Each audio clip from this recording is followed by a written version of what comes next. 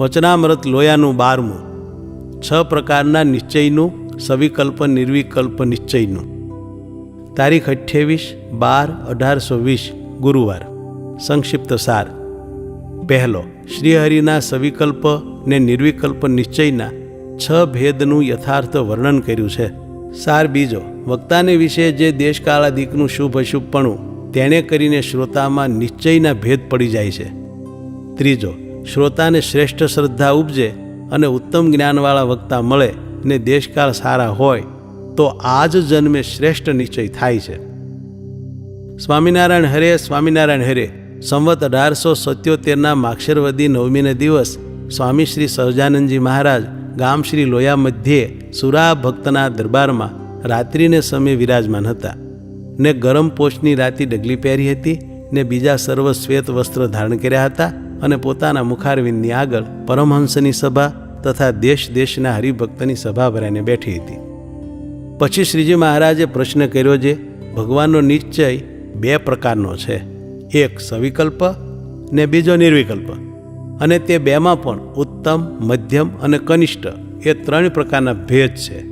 તે 2 મળીને 6 ભેદ થયા. તેના લક્ષણ પૃથક પૃથક કરીને કહો. પછી તેનો ઉત્તર પરમહંસ વતે થયો નહીં.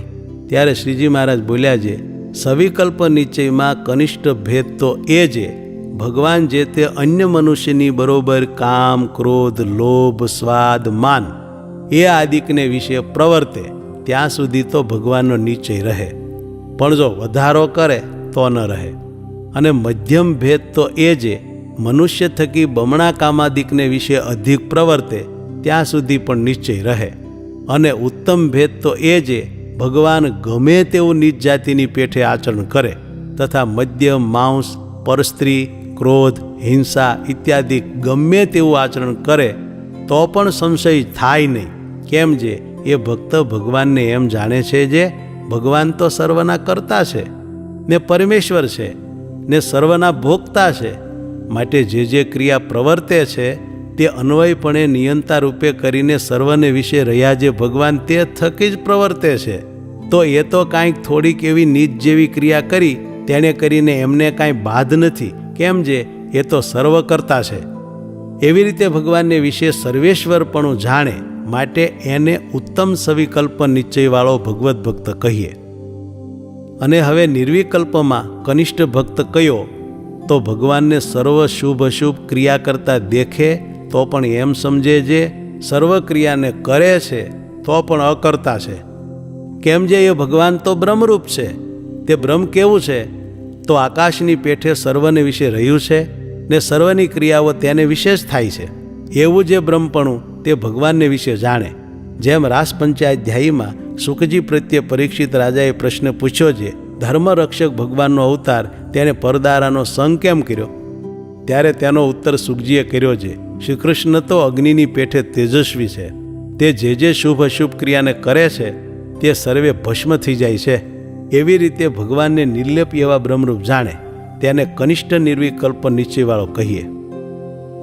અને શ્વેતદીપને વિશે રહ્યા જે ષડ ઉર્મિએ રહિત એવા નિરન્મુક્ત તે જેવો પોતે થઈને વાસુદેવની ઉપાસના કરે તેને મધ્યમ નિર્વિકલ્પ નિશ્ચયવાળો કહીએ.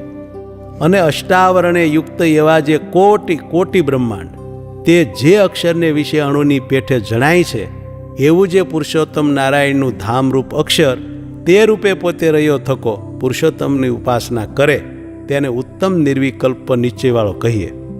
ત્યારે ચૈતન્યાનંદ સ્વામીએ પૂછ્યું છે, હે મહારાજ, એવી રીતે નિશ્ચયના ભેદ તે શાણે કરીને થયા છે? પછી શ્રીજી મહારાજ બોલ્યા છે, જ્યારે મુમુક્ષુ પ્રથમ ગુરુ પાસે આવે ત્યારે વક્તા જે ગુરુ તેને વિશે દેશ, કાળ, સંગ, દીક્ષા, ક્રિયા, મંત્ર, શાસ્ત્રાદિકનું જે શુભ અશુભપણું તથા પોતાની જે શ્રદ્ધા તેનું જે મંદ તીક્ષ્ણપણું તેણે કરીને એવા ભેદ પડી જાય છે. માટે સારા દેશાદિકને સેવવા તથા વક્તા પણ શુદ્ધો શાંત હોય ને તેમાં કોઈ દોષ ન હોય તે સમયે તે થકી જ્ઞાન સાંભળવું. ત્યારે વળી ચૈતન્યાનંદ સ્વામીએ પૂછ્યું છે, કદાચિત કોઈક યોગે કરીને કનિષ્ઠ નિશ્ચય થયો હોય તેને પાછો વળી ઉત્કૃષ્ટ નિશ્ચય થાય કે નહીં?